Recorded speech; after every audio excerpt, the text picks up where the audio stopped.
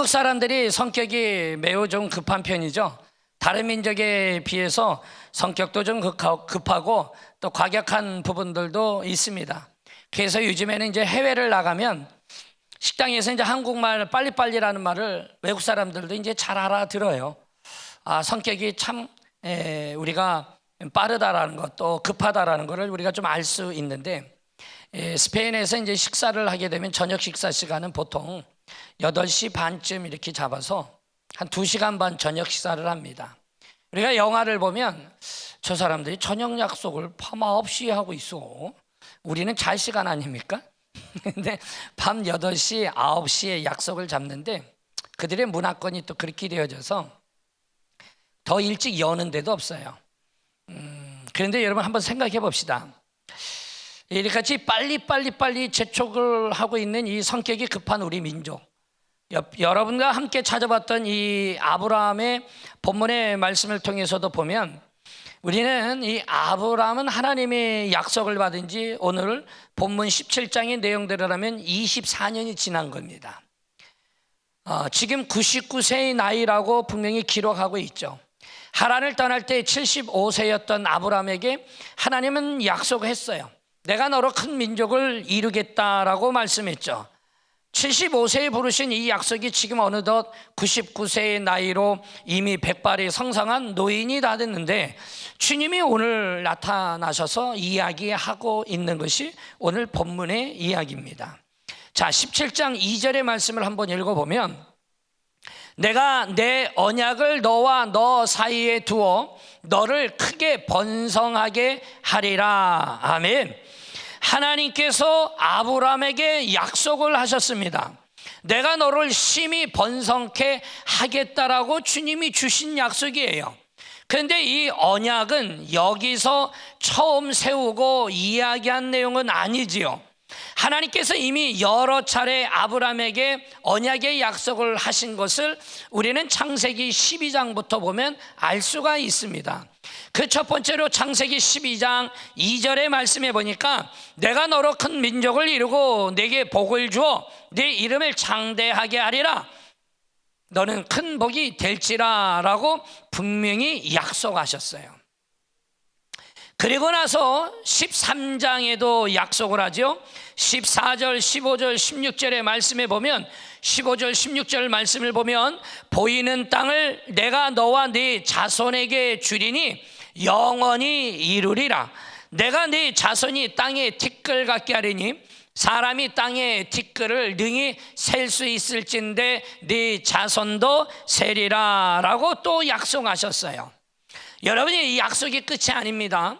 15장 5절의 말씀에도 다시 한번 반복해서 약속을 하지요. 뭐라고 약속합니까? 하늘을 우러러 무뼈를 셀 수 있나 봐라. 또 그에게 이르시되 네 자손이 이와 같으리라. 하나님께서는 지금 반복해서 언약의 말씀을 주셨는데 문제는 지금까지 이루어지지 않고 있다라는 사실인 거죠. 아니, 세월이 24년이 지났어요. 여러분, 이 앞장인 창세기 16장에 보면 아브라함의 나이가 나오죠. 그리고 오늘 우리가 읽은 17장 1절에 보니까 아브라함의 나이가 나와요. 이걸 따져보니까 13년 동안 어디 갔다 계셨는지 모르겠는데 13년 만에 주님이 말씀하고 있는 거예요. 아브라함에게 그러면서 2절에 말한 것처럼 너와 나 사이에 언약을 두어 사이를 두어 내가 너를 크게 번성하겠다라고 또 하나님은 말씀으로 약속하고 있는 거죠. 쉽게 말하면 그런 겁니다. 줄게 준다니까 안 주는 거예요. 속 터지는 겁니다. 분명히 준다라고 했어요. 준다라고 했습니다. 그리고 무려 4번에 걸쳐서 12장, 13장, 15장, 오늘 본문의 17장에 이르기까지 약속하셨어요. 하나님께서는 그러면 왜 주지도 않으면서 계속 반복해서 말씀하고 있을까요? 우리는 이게 고민이 될 만한 문제가 아니겠어요? 오늘 하나님께서는 왜 주겠다고 해놓고 안 주시고 계신지 바로 그것은요, 첫 번째로 우리가 받을 준비가 되지 않았기 때문이라는 거예요. 할렐루야. 내가 하나님의 축복을 감당할 만한 그릇이 되지 못했기 때문이라는 거죠. 여러분, 운전면허가 없는 사람에게 절대로 자동차 키를 맡기지 않습니다. 그가 운전면허를 따고 도로 연수도 하고 이제 안전하게 운전을 할 수 있을 정도로 숙달이 되어지면 비로소 자동차의 키를 그에게 맡길 수가 있죠. 왜요? 이제는 위험하지 않을 테니까 맡길 수가 있는 거예요. 자, 하나님께서 아브라함에게 자식을 주겠다라고 이야기했어요. 땅을 주겠다라고 반복해서 약속합니다. 그리고 안 주시는 것은 아직 아브라함이 받을 준비가 되지 못했기 때문이라는 거죠. 사랑하는 여러분, 하나님께서 우리에게 감동을 주십니다. 그리고 하나님은 우리에게 약속하셨는데도 불구하고 그 일이 이루어지지 않을 때에 우리는 종종 이런 말을 합니다. 아직 주의 때가 되지 않았나 보다라는 말을 하죠. 여러분, 주의 때가 되지 않았다라는 이 말의 뜻이 무슨 말이에요? 기도가 부족하다는 뜻입니까? 아니면 우리의 정성이 부족하고 우리의 노력이 부족하다라는 뜻입니까? 아니지 않습니까? 바로 내가 그것을 받을 만한 그릇이 준비되지 못했다라는 이야기를 하고 있는 것이죠. 그렇다면 그 준비가 언제 되냐고요? 그 준비가 도대체 언제 되냐고요? 그것은 바로 내가 깨어질 때입니다. 내가 변화될 때라는 거예요. 할렐루야. 왜 하나님은 약속하시고 안 주세요? 안 주세요? 안 주세요가 아니라 주고는 싶어요. 주고는 싶어.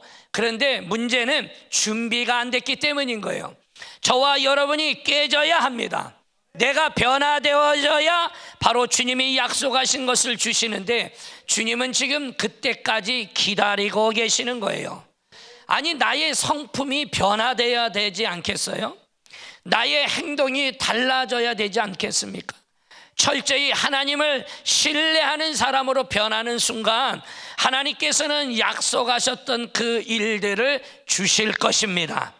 사랑하는 여러분, 교회를 나오고 있는 저와 여러분의 삶에 이 깨어질 때와 변화될 때가 하나님의 언약을 이루어 주실 때라는 사실, 우리가 신앙생활을 하다 보면 우리는 스스로 생각할 때가 있어요. 참 믿음이 많이 좀 잘한 듯 싶어 보일 때가 있죠.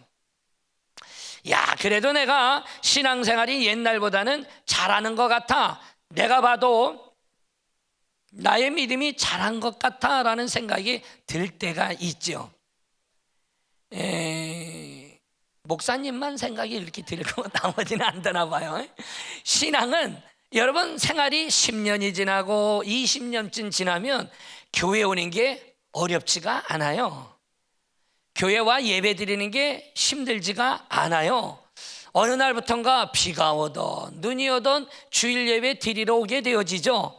그런 걸 보면 옛날에 비하면 내가 잘하기는 잘했어.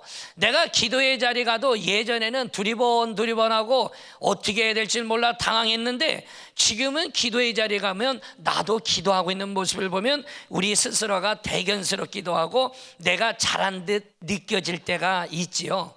그리고 다른 사람이 볼 때도 아유 집사님, 아유 권사님, 아유 장로님, 아유 안사님, 아유 성도님, 많이 주님이 부으시는 은혜가 늘 충만하고 좋네요 라고 말할 때 이미 어느 정도 내가 잘한 듯 느껴지지 않아요? 그런데 그거는 내가 생각할 때 일이고 하나님이 보실 때는 아직 멀었다라는 거예요. 사랑하는 여러분, 여전히 내 의가 살아있어요. 세상적인 욕심이 여전히 내게 남아있고요. 뭔가 내 힘으로 하려고는 자만해, 이 교만의 힘이 아직도 남아있다라는 사실이죠. 오늘날 많은 사람들이 이 하나님의 약속을 끝까지 기다리지 못하고 자기의 힘으로, 자기의 능력으로 이루려고 하는 경우가 너무 많은 겁니다. 오늘 본문에 나와 있는 우리가 새벽마다 보고 있는 이 아브람 25년을 기다렸어요. 여러분, 그 25년 동안 하나님께서 아브람을 다루시죠. 아브라함의 욕심을 죽입니다. 아브라함의 의를 죽이죠. 그의 자아가 죽을 때까지 하나님은 훈련을 시키신 것을 볼 수가 있어요. 우리에게 주님은 아브라함처럼 계속해서 반복해서 약속을 하고 말씀을 하고 있는 이유, 그 이유는요, 반복해서 저와 여러분들이 깨어지기를 원하고 있는 거예요. 할렐루야. 사랑하는 여러분, 히브리어로 교육이라는 단어의 뜻이 바로 반복이라는 의미가 함께 포함되어져 있거든요. 어느 교회에 새로운 목사님이 부임해 오셨습니다. 첫날 설교를 했는데 은혜가 넘쳤어요. 그리고 성도들은 야, 하나님의 말씀을, 이런 말씀은 처음이야. 그러면서 성도들이 다 감동을 받고 아주 훌륭하신 목사님이 오셨다라고 서로 칭찬해 교회가 난리가 난 거죠. 그러면서 그들에겐 그 다음 주가 기다려지지 않습니까? 그 다음 주 주일날 설교를 듣는데 한참 듣다 보니까 뭔가 좀 이상한 듯 싶어요. 한참 듣다 보니까 지난주 말씀 같은데? 라는 생각이 드는 거죠. 보니까 지난주 말씀을 토시 하나 안 틀리고 목사님이 하셨던 거죠. 셋째 주가 됐습니다. 여전히 목사님은 똑같은 설교를 하시는 거예요. 성도들이 웅성웅성대기 시작했습니다. 이거 좀 그렇다. 그리고 한 주가 지나고 둘째 주에는 그러려니 했어요. 목사님이 바쁘셨나 보다. 이제 오셔서 여러 가지 돌보시느라고 바쁘셨나 보다 생각했는데 셋째 주가 됐는데도 똑같기에 그들은 고개를 갸우뚱했죠. 넷째 주가 됐습니다. 목사님의 설교가 여전히 똑같은 거예요. 드디어 우리가 목사님을 잘못 모신 것 같다. 그래서 교회에서 비상당회가 소집이 되어졌습니다. 목사님을 모셨죠. 목사님, 혹시 4주 동안 설교가 똑같으신 거를 알고 계신가요? 라고 물었더니 목사님이 알지요? 라고 당당하게 이야기하시는 거예요. 아니, 왜 말씀이 똑같지요? 라고 물었더니 목사님이 말하기를 여러분들이 아직도 그 말씀대로 살지 못해서 여러분들이 바뀔 때까지 계속 할 생각입니다. 라고 말하더라 이거예요. 사랑하는 여러분, 우리에게 하나님께서 반복적으로 같은 은혜를 주시고 같은 감동을 주실 때가 있습니다. 여러분, 이렇게 주시는 이유가 뭘까요? 그게 너의 비전이고 그게 너의 목표가 되는 겁니다. 그것을 목표로 삼고 반복해서 깨어져 있으라고 우리에게 일러주시고 있는 거죠. 그러니 아브라함에게 말하고 있는 거예요. 너의 목표는 이스마엘이 아니야.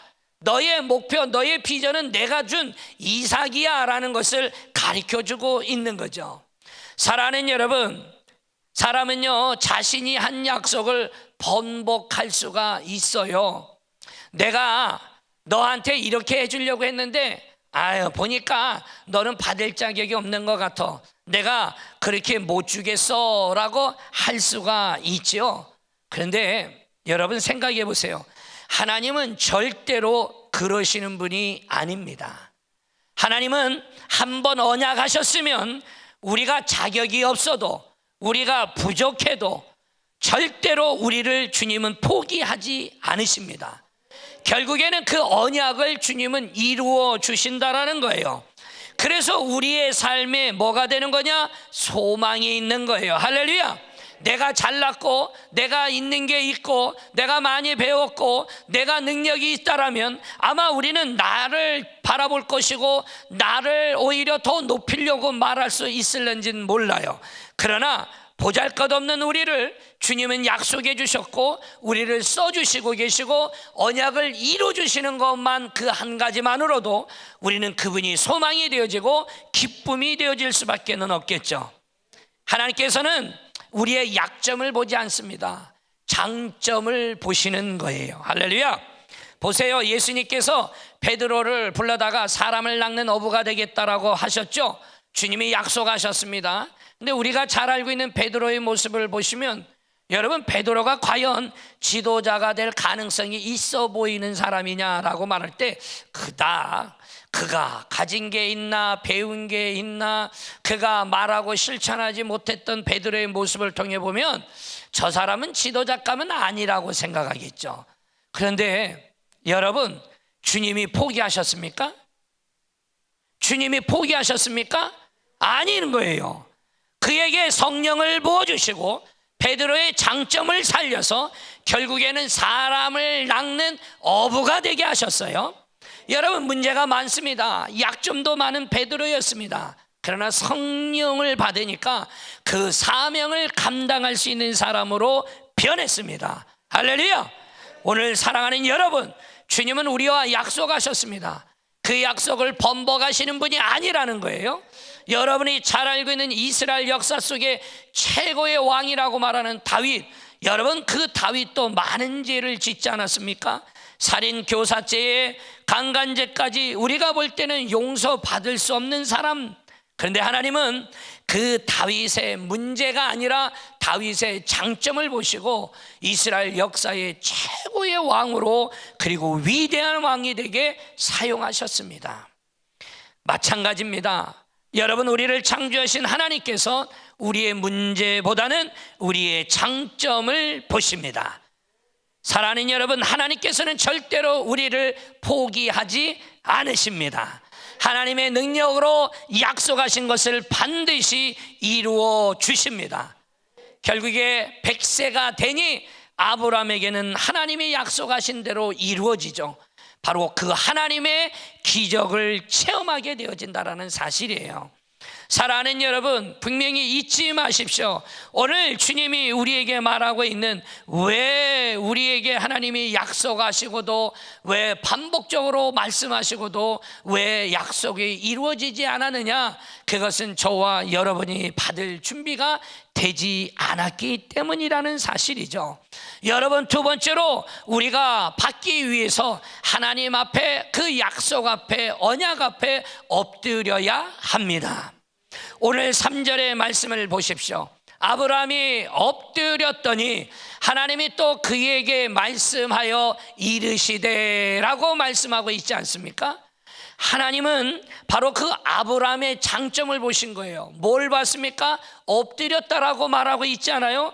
내가 너로 심히 번성하게 하겠다라고 하신 이 하나님의 말씀 앞에 아브라함이 엎드렸다라고 오늘 본문 3절에 기록하고 있죠. 여러분, 잘 보세요. 지금까지 하나님의 약속은 반복되었지만 99세가 이르도록 그 약속은 이루어지지 않았죠.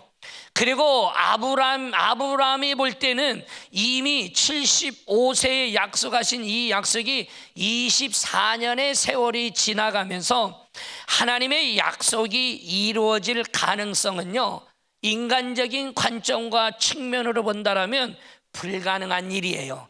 이제는 노인이 다 되었고 이제는 아이를 낳을 수 있는 몸도 아니었기 때문에 도저히 말이 되지 않아요. 그런데 13년 동안 어디 갔다 계셨는지 갑자기 나타나셔서 하는 말이 이스마엘이 아니라는 거죠. 그러면서 하나님의 약속을 그에게 이야기하는 겁니다. 그때 아브라함이 어떻게 했습니까? 엎드렸다라는 거예요. 엎드렸다라는 말이 뭡니까? 인정하겠다라는 거예요. 쉽게 말하면 이 말인 거예요. 지금은 이해가 되지 않아요. 내 생각으로는 불가능한 것 같지만 하나님께서 말씀하시면 믿겠습니다라는 거죠.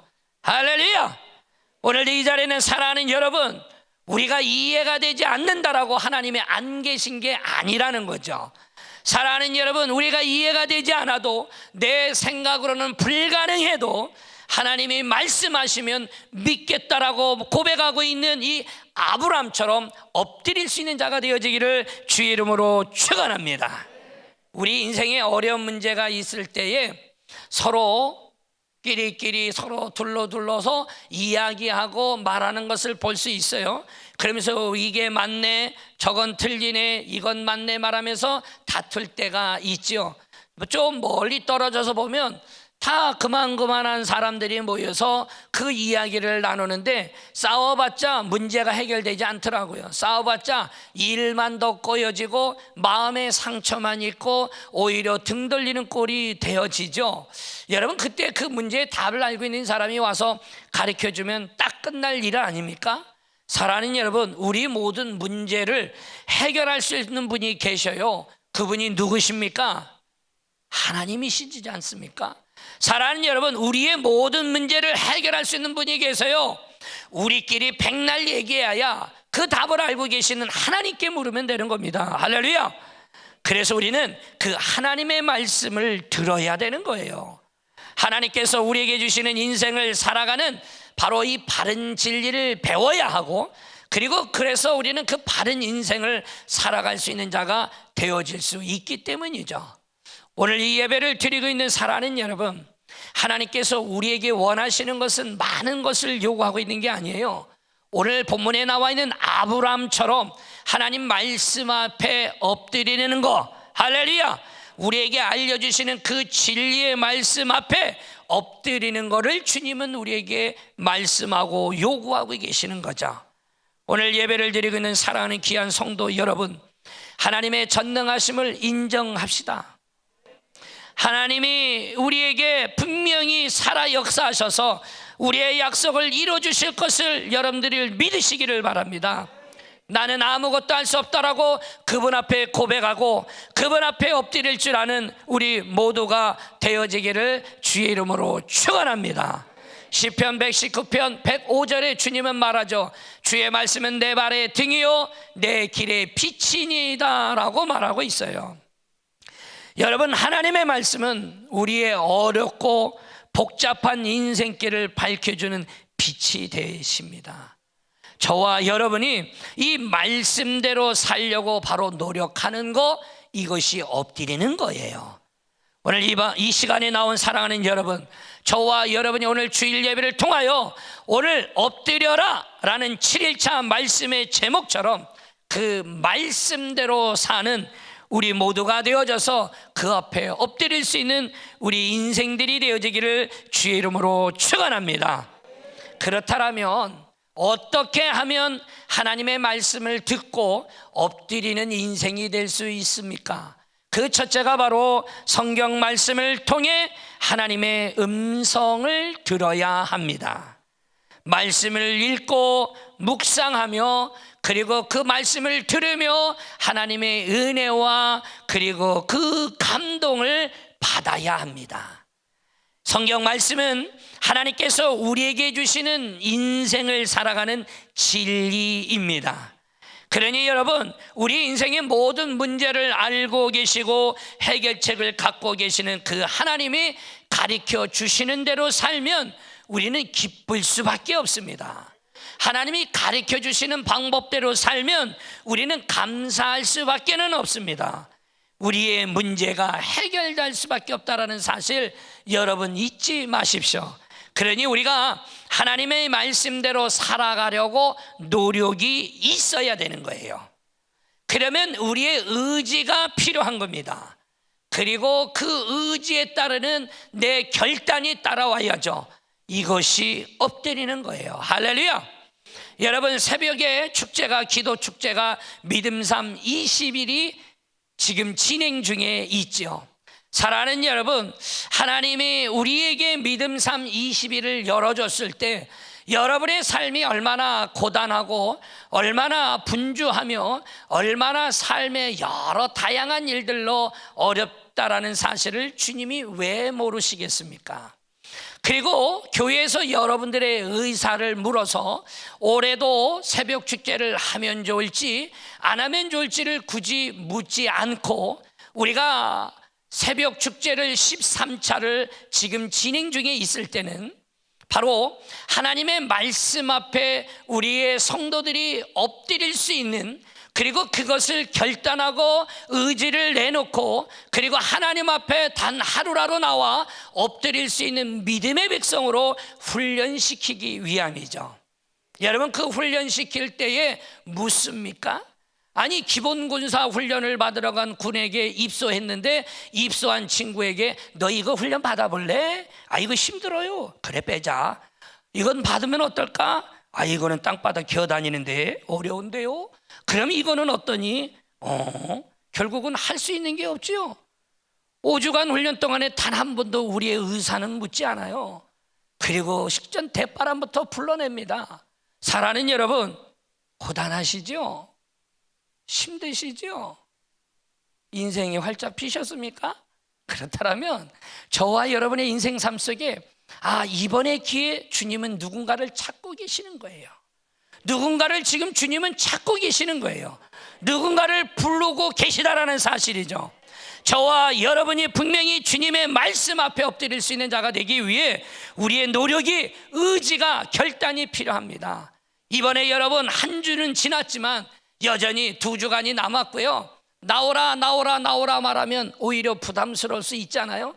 내가 주님을 만나는 자리예요. 내가 결단할 일인 거죠. 어린아이부터 노년의 이르기까지 여러 많은 성도들이 이 본당에 모여 예배를 드릴 수 있는 거 여러분 기쁨이 아닙니까? 주님은 지금도 여전히 우리를 부르고 계시는 거예요. 두 번째로 여러분, 우리가 하나님의 말씀을 듣고 엎드리는 인생이 될 수 있는 두 번째는 그 말씀을 의지하여 그물을 던지라고 분명히 말하지요. 하나님의 말씀 앞에 엎드리는 인생이 되기 위해 우리는 결정한 뒤에 기도하는 자가 아니라 우리가 기도하고 나서 결정할 수 있는 자가 되기를 주의 이름으로 축원합니다. 베드로는 누가복음 5장 5절에 이런 고백을 했어요. 우리들이 밤이 새도록 수고하였으되 잡은 것은 없지만은 말씀에 의지하여 내가 그물을 내리리다 라고 오늘 고백하고 있지요. 여러분, 베드로가 밤새도록 고기를 잡으려고 했지만 못 잡았어요. 얼마나 힘들었을까요? 그런데 오늘 예수님이 나타나셨어요. 그리고 그 예수님 말씀하시죠. 그물을 던지라고 말하고 있는 겁니다. 그때 베드로는 어떻게 하죠? 오늘 읽은 말씀의 고백처럼 말씀에 의지하여 그물을 내리겠다라고 고백을 해요. 할렐루야. 여러분, 베드로가 바보입니까? 베드로가 갈릴리 어부로 산지 이제 얼마 안 된 그 신찬내기 어부입니까? 아니지 않습니까? 베드로야말로 그 갈릴리 바다의 바로 프로페셔널, 바로 그곳의 전문가가 아닙니까? 아니, 목수인 아들 예수님이 오셔서 말을 하고 있는데 바다는 아무것도 모를 그가 말할 때에 그가 고백한 것처럼 말씀을 의지하여 그물을 내리겠다라고 하는 이 고백, 이 말은 곧 말씀 앞에 엎드렸다라는 거죠. 말씀 앞에 엎드렸다는 얘기는 하나님의 말씀을 뭐 한다라는 거예요? 믿겠다라는 거예요. 할렐루야. 결국 그물이 찢어질 정도로 그는 많은 고기를 잡는 기적을 체험하게 되어집니다. 사랑하는 귀한 성도 여러분, 말씀에 의지하여 그물을 던질 수 있는 인생이 되어지기를 주의 이름으로 축원합니다. 우리는 하나님 앞에 어리석고 무능한 인간일 수밖에 없습니다. 한순간도 하나님의 말씀이 없었으면 우리는 살 수가 없다라는 사실을 우리는 인정하고 있지 않습니까? 지금껏 살아온 것이 주님의 은혜라고 우리의 입술로 고백하고, 그리고 앞으로 살 것도 주님의 은혜라고 고백하고 있는 저와 여러분에게 주님 말씀하십시오. 주의 종이 듣겠나이다. 내가 밤새도록 얻은 것은 없지만은 그 말씀을 의지하여 그물을 던지겠노라고 고백하며 날마다의 삶을 살아가고 엎드릴 줄 아는 우리 귀한 삼부 예배를 드리고 있는 우리 성도님들 되어지기를 주의 이름으로 축원합니다. 세 번째로 여러분, 바로 말씀 앞에 앉아있는 시간을 뺏기지 말라라는 거예요. 이 말이 뭡니까? 분주함을 내려놓으라고 말하고 있는 거예요. 누가복음 10장 38절과 42절의 말씀을 이 본문으로 여러분들에게 주일날 말씀을 증거한 적이 있지요.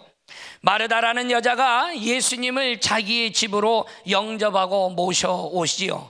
그리고 이 마르다는 예수님의 정성껏 대접하기 위해 분주했습니다. 열심히 일하다 보니까 동생 마리아가 거들러 주면 좋은데 동생 마리아는 예수님 무릎 앞에 앉아서 말씀만 듣고 있는 거지요. 그러니 이 화가 난 마르다가 결국은 예수님께 불평을 말하지 않습니까? 그러자 예수님이 어떻게 하십니까? 오히려 마리아가 좋은 선택을 했다라고 말씀하고 있는 거예요. 마르다는 주님의 일을 위해서 지금 열심히 일하고 있다고 생각했어요. 그런데 지금 주님은 그것은 주님이 원하는 것이 아니라고 지금 말하고 있지 않습니까? 우리는 생각해 보아야죠. 주님은 마르다가 일보다는 하나님 말씀 앞에 앉아있기를 바라고 있다는 얘기 아니에요? 할렐루야. 하나님께서 정작 기뻐하시는 것은 그 말씀에 귀를 기울이는 것을 기뻐하고 있다는 얘기 아니에요? 그러면 우리는 분명히 알아야 됩니다. 말씀에 은혜가 없이 일을 하게 되어지면 분주해지는 거예요. 말씀에 은혜가 없이 일을 하면 그 안에 지쳐버림이 있는 거예요. 말씀에 은혜 없이 일을 하면 불평이 생기게 되어져 있어요. 말씀에 은혜 없이 살아가면 결국은 내 신앙에 나는 계속 투덜투덜대는 사람밖에 되지 않아요.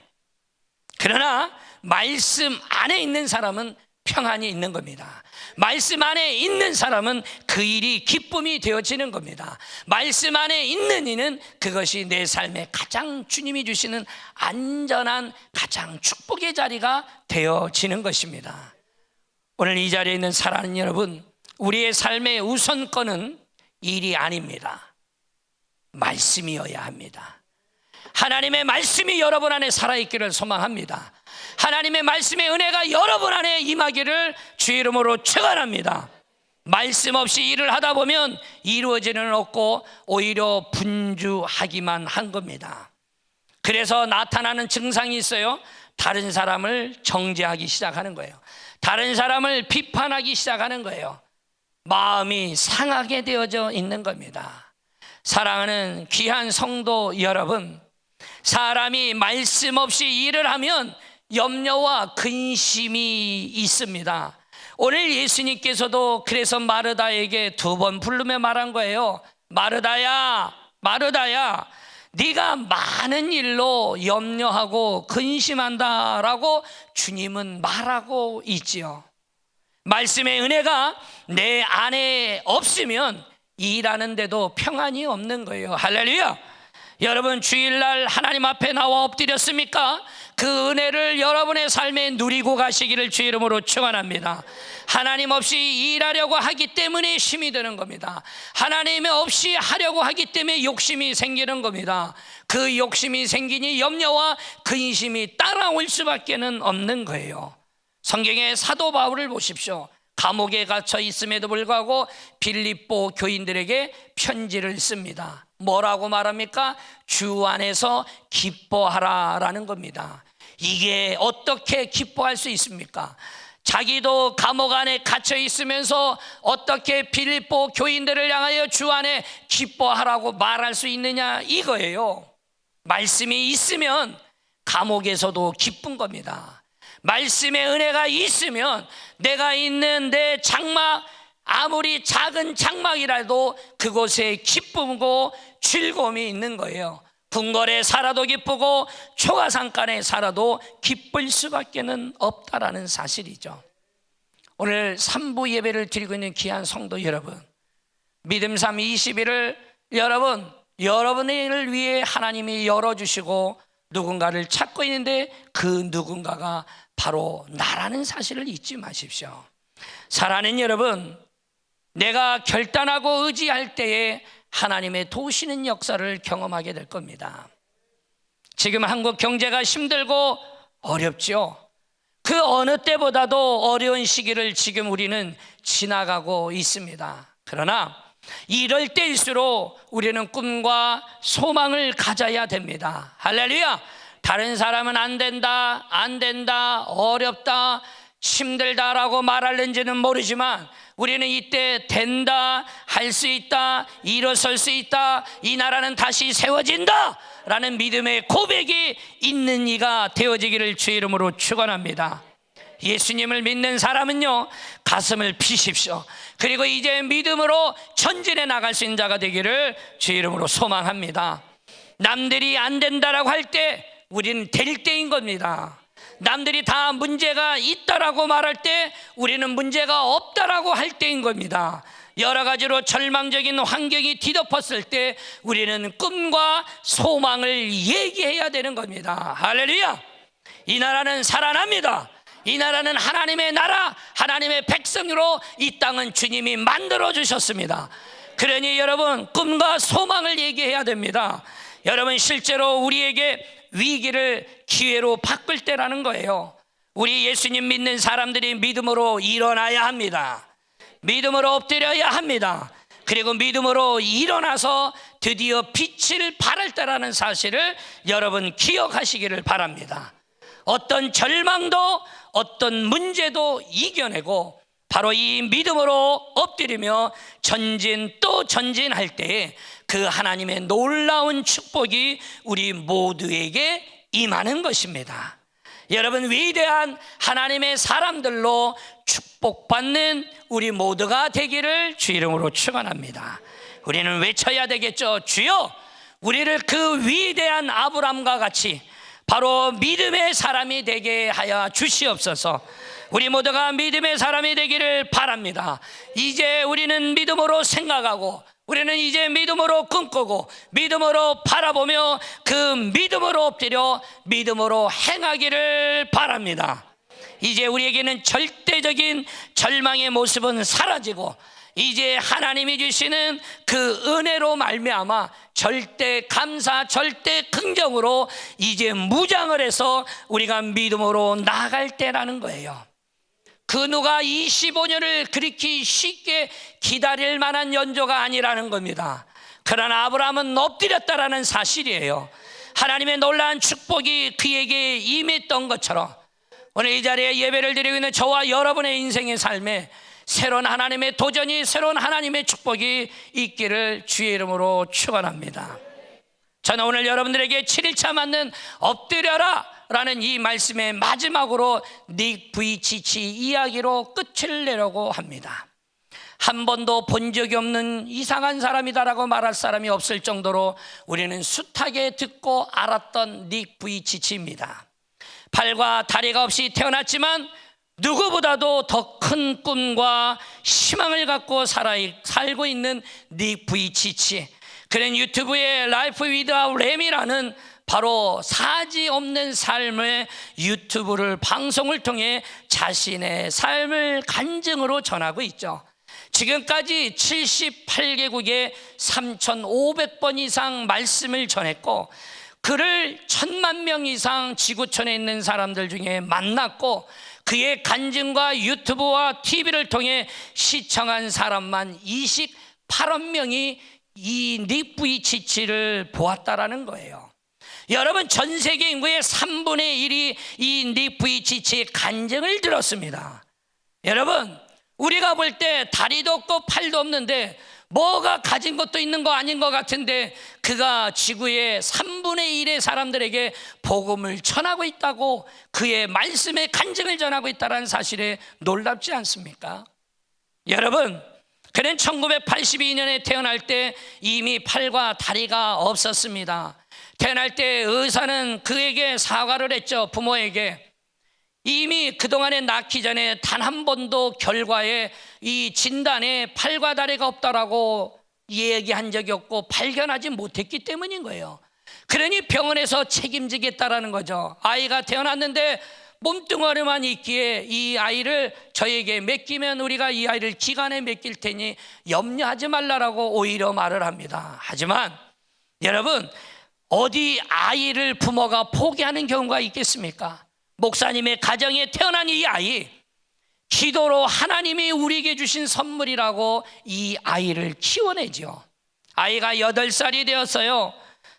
그리고 주변에 눈을 뜨기 시작한 이 닉 부이치치가 8살 때 왜 나는 팔과 다리가 없는지, 왜 나는 다른 사람과 모습이 다른지에 그는 좌절하고 8살 때부터 자살 시도를 합니다. 그리고 여러 차례 시도를 했지만 희한하게 죽지 않았어요. 하나님이 건져주셨죠. 하나님이 살려주셨죠. 할렐루야. 15살 때 비로소 그가 하나님을 만나고 그의 인생이 180도 달라집니다. 그리고 그는 19살 때부터 전 세계를 누리며 희망의 메신저로 그는 사역을 감당합니다. 어린 시절 가족들과 달리 왜 나는 자신만 장애를 갖고 태어났는지 부모님께 물어보면 부모님은 늘 이렇게 말씀해 주셨죠. 언제나 하나님이 너를 사랑하신다. 너를 향한 하나님의 계획이 있단다라고 부모님은 단 한 번도 이 말을 받고 말한 적이 없다라는 거예요. 그러면서 예레미야 29장 11절의 말씀을 들려주시는데, 여호와의 말씀이니라 너희를 향한 나의 생각을 내가 아나니 평안이요 재앙이 아니리 너희에게 미래와 희망을 주는 것이라. 아멘. 그는요, 한때 내가 하나님 앞에 문제가 많은 아이다 라고 생각을 해서 내가 하나님 앞에 좋은 아이가 되어야 되겠다, 나름대로 노력을 하고 나름대로 부족한 것이 많다 할지라도 최선을 다해 하나님 앞에 좋은 아이가 되어야겠다라고 했는데, 자기가 좋은 아이가 되려고 노력하고 노력하면 할수록 그가 발견한 것은 사람의 어떠한 행위로도 결국에는 나아지기가 어렵다는 것을 발견하고, 오히려 하나님에게 내가 더 의지해야 되겠구나, 내가 더 하나님만 바라봐야 되겠다라는 신실한 삶의 찬고백을 그가 하게 되어집니다. 때로는 하나님께서 아무런 계획을 가지고 있지 않으신 것처럼 느껴질 때가 있습니다.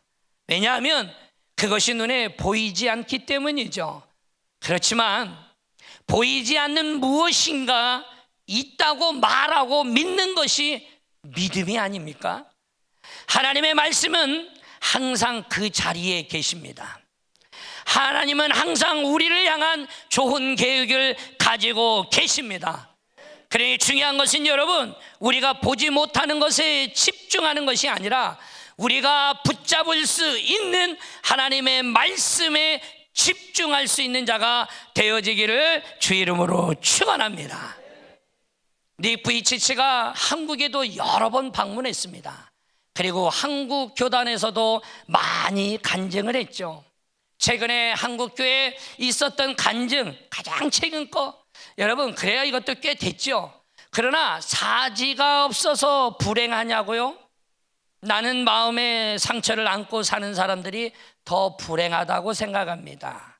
신체 장애는 아무것도 아닙니다. 살다 보니 누구나 고통을 겪고 있다는 거죠. 그러나 인생의 목적이 있다라면 어떤 고난도 역경도 능히 이겨낼 수 있습니다. 앞길이 막막했던 어린 시절에는 다른 사람들의 손과 발이 자기는 한없이 부러웠다라는 거예요. 왜 나는 손과 발이 없을까 절망하기도 했죠. 그런데 그는 간증할 때 이런 말을 하더라고요. 하지만 지금은 저는 오히려 감사합니다 라고 말하는 거예요. 왜요? 그가 말합니다. 나는 발가락이 2개가 있기 때문이라는 거예요. 2개의 발가락으로 할 수 있는 일들을 배우기 시작합니다. 그리고 그 발가락으로 책을 넘기고 공부도 하고 그의 삶을 꾸려나가죠. 이제 팔다리가 없다라고 불평하는 게 아니라 하나님이 제게 2개의 발가락을 주심에 오히려 감사하고 있다라고 고백을 하는 거예요. 할렐루야. 여러분 손과 발이 없습니까? 여러분은 2개의 발가락만 가지고도 감사하고 있는 닉 부이치의 이 삶의 고백처럼, 여러분 우리는 손가락 10개가 다 있지 않습니까? 우리는 발가락 10개가 다 있지 않느냐고요. 그런데 우리는 감사하지 않죠. 우리는 불평하고 살고 살아가지 않느냐 이거예요. 그래서 그는 말하는 겁니다. 여러분 손가락 발가락 10개를 다 가지고 감사하지 못하고 살아가는 여러분 지금 회개할 때라고 그런 지적을 하죠. 발가락 2개만 가지고 다니고도 감사하는데 나는 전 세계를 다니며 복음을 전하고 있는데 하나님은 늘 나에게 은혜를 베풀어 준다라는 거죠. 2012년에 하나님이 믿음이 좋은 아내를 만나게 했습니다 라고 이야기를 해요. 일본계 멕시코인인 카나의 미야하라를 만나서 결혼하게 되어집니다. 그리고 아이를 4명이나 납니다. 할렐루야. 아들 2을 낳고 쌍둥이 딸을 낳아서 자녀가 4인데 그는 말합니다. 나는 너무나도 행복한 사람이라고. 사랑하는 여러분, 자신의 연약함 그리고 또 주위로부터 받았던 많은 시선들로 어려웠었지만 나는 다 믿음으로 이겨내었노라고, 그리고 나는 주님을 바라보고 승리했노라고, 주님만 바라봤을 때 그 절망이 변하여 소망이 되어졌고, 불가능이 변하여 가능케 되어지는 하나님의 은혜를 경험했다고. 오늘 이 자리에 살아가는 여러분, 아브라함이 아이를 못 낳았다고 주변 사람들한테 손가락질 받았을까요? 안 받았을까요?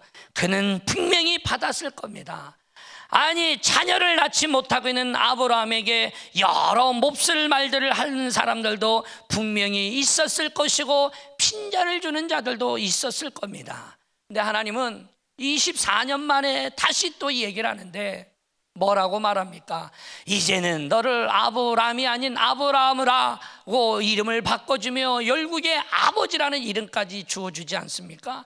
자녀는 한 명도 없는데 어찌 보면 세상 사람들 볼 때 손가락질하는 거예요. 그래, 너 교회 가더니 그래 잘 되더냐? 봐라, 만사가 꼬이고 잘 되지 않는 것 같지 않냐? 그리스도인이라고 야 허울 좋은 거 아니냐?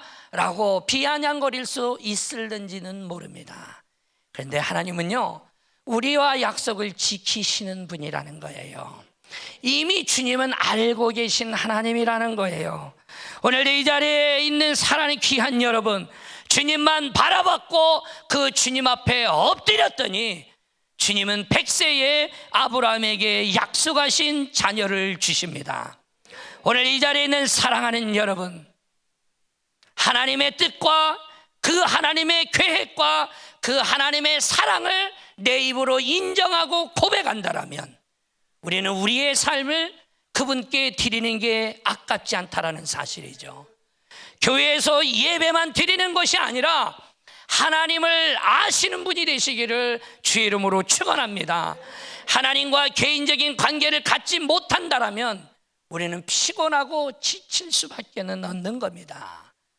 믿음 삶 20일, 그동안 12년은 했으면 됐지 왜 또 하냐고 말할 수 있을는지 모릅니다. 여러분, 주님은 기다리고 있다고요. 주님은 누군가를 깨우고 있다고요. 여러분, 누군가는요, 할렐루야, 올해도 기도할 때가 왔구나. 늘 기도하는 이들은 그래, 올해도 하나님 앞에 기도 제목을 갖고 나가 20일을 하나님과 쇼부를 치자, 그리고 하나님 앞에 맡기자, 엎드리고 결단하는 자들이 있는 반면에 아닌데, 힘든데 왜 그러는겨? 그분을 부르고 있는 거예요. 할렐루야. 하나님은 지금 그분을 부르고 있는 거예요. 이곳에 아무도 안 나오고 그 한 사람 나왔을지라도 주님은 그분 때문에 기뻐하는 거예요. 오늘 이 자리에는 사랑하는 여러분, 이 20일을 통하여 하나님의 복된 신앙을 본받을 수 있는 우리 모두가 되기를 소망합니다. 약속의 말씀을 붙잡고 엎드립시다. 그리고 믿음으로 전진해 나아갑시다. 여러분 모두가 주님의 이름으로 하나님의 축복받는 믿음의 백성들이 되어지기를 주의 이름으로 축원합니다. 축원합니다.